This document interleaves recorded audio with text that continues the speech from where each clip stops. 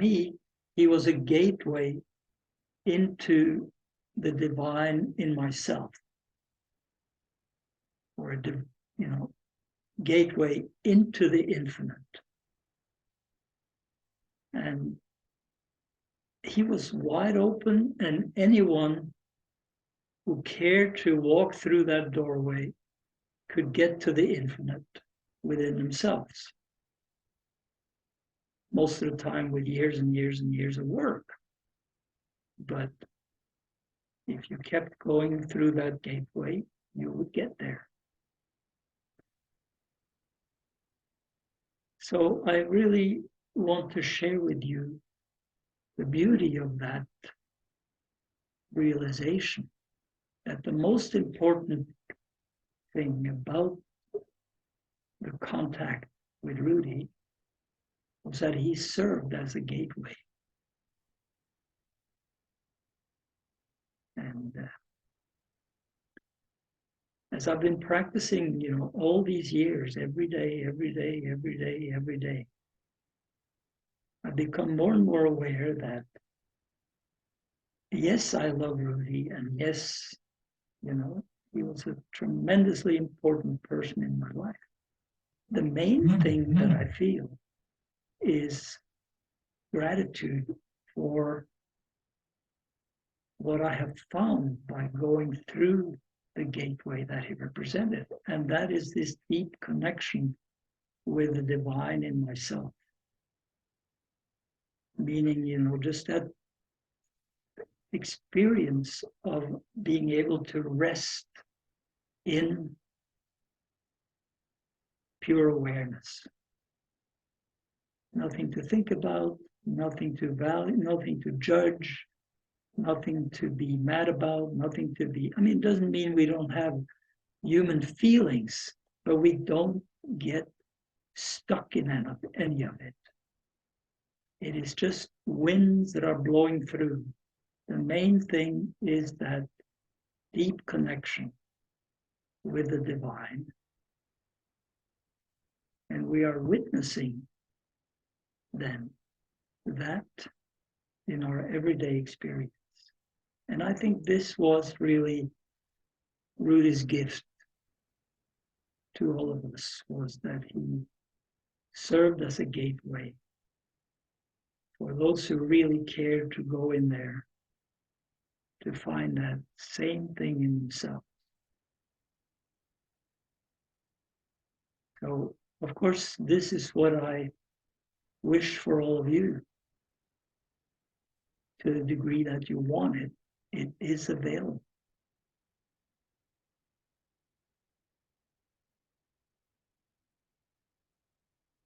Now, somebody had another question that I wanted to address also. And it had to do with something Rudi said.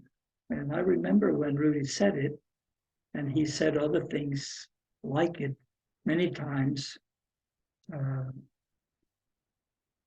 And it had to do with parents. At that time, there were a lot of young people in the ashram, a number of middle-aged people too. But particularly for the young people there, Rudi was addressing the issue of how you relate to your parents.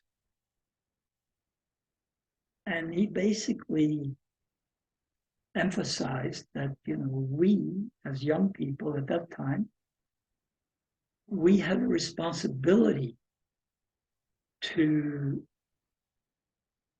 take on that connection that they represented.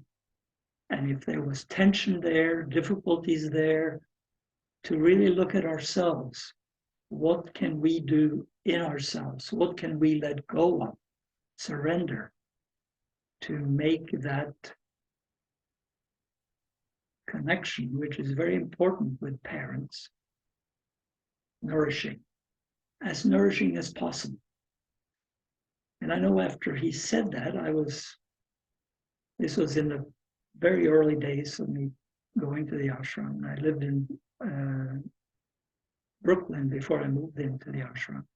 And my mother lived out in Bay Ridge in Brooklyn. And I decided, that I was going to put Rudi's words into action. So I cleaned up my hippie appearance. I cut my hair shorter the way she liked it. I got a big bouquet of flowers. I realized, here I'm thinking of my mother as somebody who is uneducated, stupid, have all these negative things. And I realized, oh, gee, there's nothing wrong with my mother. There's something wrong with me. I'm arrogant. I'm having these things that stand in the way between a really deep flow of love between us. So I got on the subway train and went up to out to where she lived in Bay Ridge. And I presented it with myself and this stuff, and I told her how grateful I was for all the good things she had done for me as a mother. And it basically was like putting a needle into a big balloon of water. She couldn't stop crying. So, and it was really a wonderful event. It changed my relationship with her for the rest of her living life. And, I became the parent in a way, and she was the child, and she really took the nourishment that was offered. And also, if you look at the texts, the Kashmir Shaivite texts and other tantric texts, it says very plainly that whatever liberation you achieve in this life will also benefit the liberation of the generation before you and the generation after you. In other words, if you have children or anyone you're close to in the next generation will benefit from it, and your parents will benefit from it. And I know my mother benefited tremendously from that, even though she didn't pretend to understand any of it. The ashram, she thought, he's a member of a club down in New York.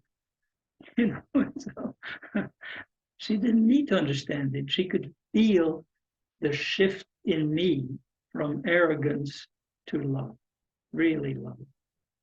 And she always loved me unconditionally, and I was able to give it back to her, which was, of course, wonderful. Now, the same person who asked this question also asked, well, what about if you have parents who are really toxic and abusive?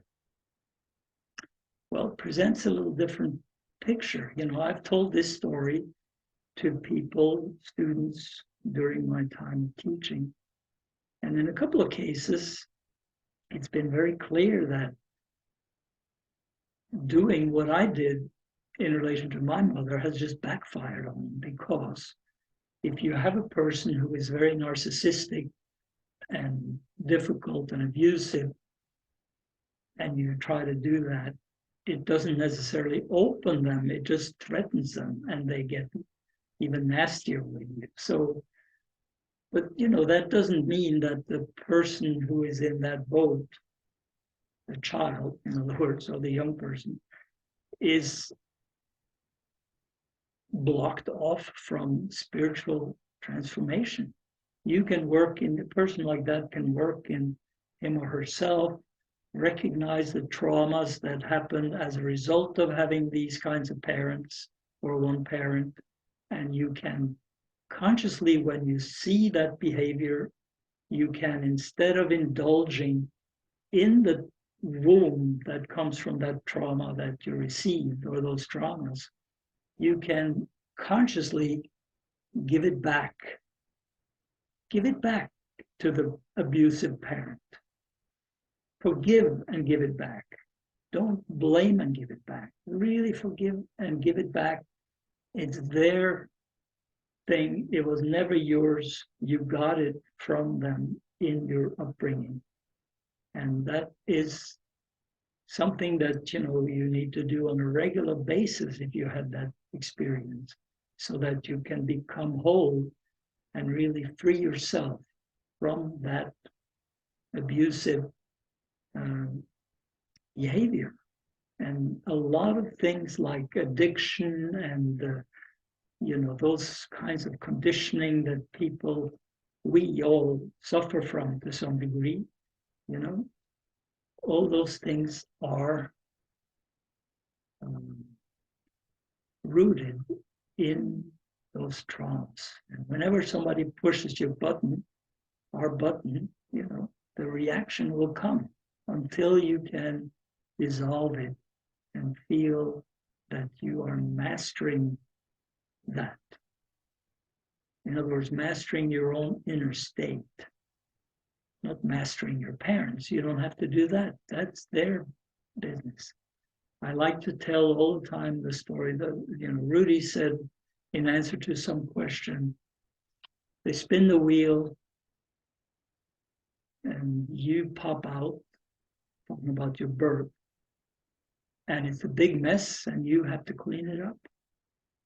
So each of us, we are responsible for cleaning up whatever traumatic experiences or habit forming experiences we've had as a result of our childhood. And so we don't have to be guilty about any of it, but we have to take care of it.